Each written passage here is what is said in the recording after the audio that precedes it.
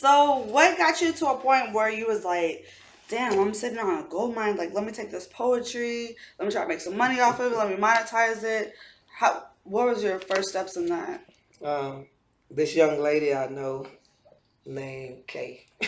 Oh, really? Tell me about Kay. Oh man, I met Kay a few years back, and I always used to write. That's Lady Nate. So Lady I'm Nate always show. mentioning Lady Nate. That's Lady Nate. Yeah. All right, tell me about So I always used to write, send her stuff, everything. She's like, "Why you don't use it?" I said, "Man, I ain't ready to share this part with the world because I don't want the world to know my weakness. it. Because a lot of people see your weakness, then they want to exploit it, want to try to destroy you. So for me to get to that point and for her to talk me into finally saying, okay, bam, let's do it.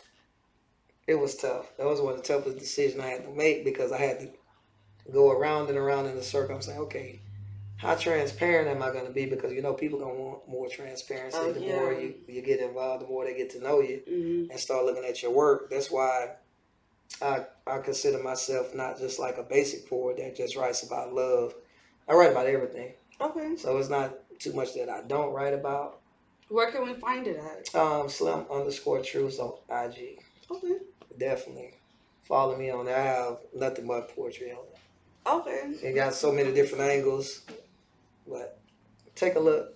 Oh I yeah. guarantee you that some part of my poetry is going to touch some part of your life or somebody that you know.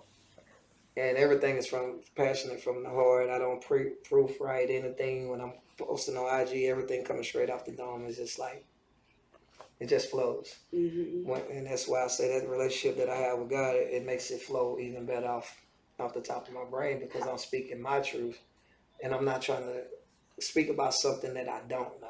Mm-hmm. And that's where a lot of people fail because they speak about things that they don't know. They speak about what they think people want to hear. Mm-hmm. So when the questions come, you can't answer them because you're speaking about something that's not your truth. Yeah, that's true. I think that goes for a lot of industries, though. Yeah, that's That can go everything. for poetry. That can go for the rap world, or Mm-hmm. really any musicians or any public figures. You gotta be truthful, because then when you get in interviews and they're like, "Oh, you really not about that," or "You really not like this. You like this," or Yeah, it's just the society we're in right now.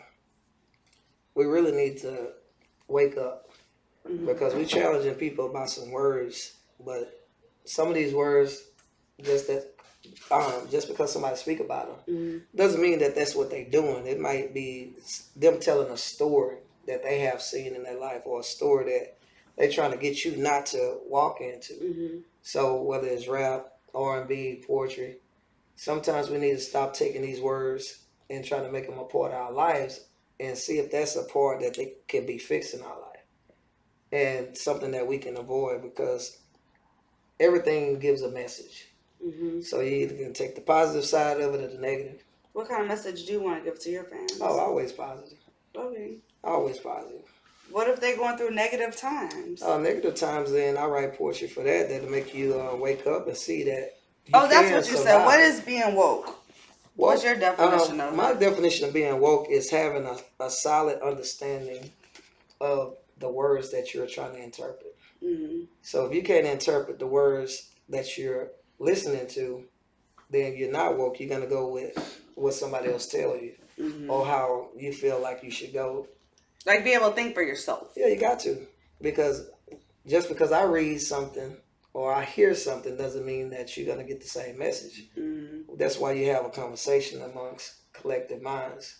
Okay. We got to get out of our boxes and stop staying in a box where people are always the same. Mm-hmm. We got to get something that's different so that can evolve us. I always say it's too many robots walking around. Oh man, I don't even call it robots. I call it a waste of space because people waste space because They do. some people don't have drive. They just there to tear you down. And then Yeah. once they see somebody doing good, you're gonna have so much negative talk. So many people wanting to see you fail.